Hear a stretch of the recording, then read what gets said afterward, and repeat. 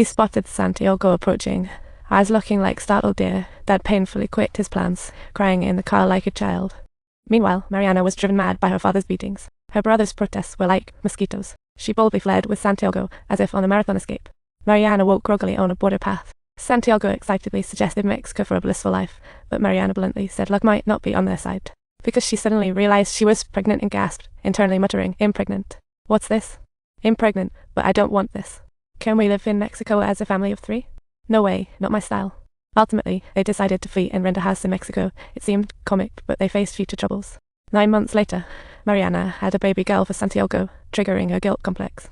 So, she decided to make a quick exit the day after her daughter was born, a classic Mother of the Year move. Time flies, and Mariana now goes by Sylvia as she manages a restaurant. Looks like her escape plan was a total hit.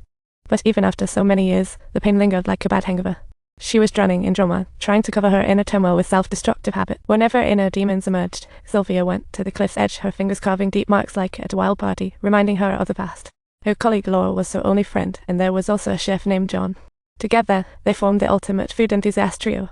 Sylvia and John had been dancing around a flirtation, and then a diner randomly invited Sylvia to another restaurant, only for John to crash the party at it. The two guys ended up bickering, and Sylvia was so mad she resembled the cat whose tail got stepped on, having a showdown with John before storming off like a diva. Just then, the sky decided to pour down rain, and a guy popped up out of nowhere like a movie hero.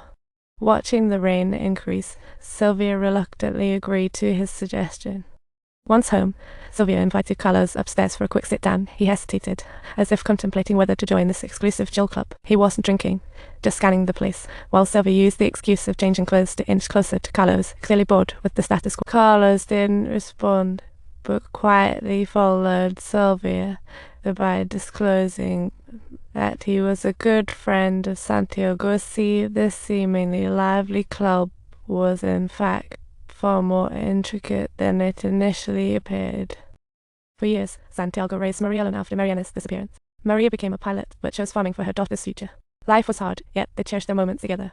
But then, disaster struck. As Santiago faced danger, Maria sprinted skyward, as if spelled, trying to summon her dad. Her body felt like it was soaring above, and her heart raced with joy. Thankfully, the plane didn't explode.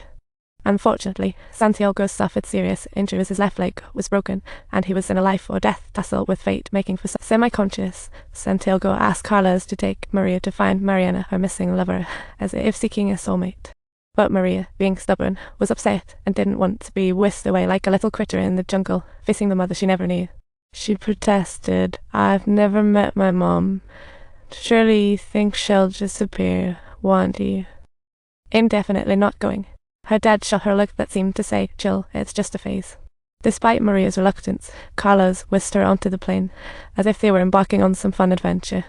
Upon arriving in Mariana's town, Carlos put Maria in a hotel, but this strange woman made Maria feel all nervous and edgy, like she was on her first date. "Do you know my mom?" "Nope. She left when I met your dad." "Why?"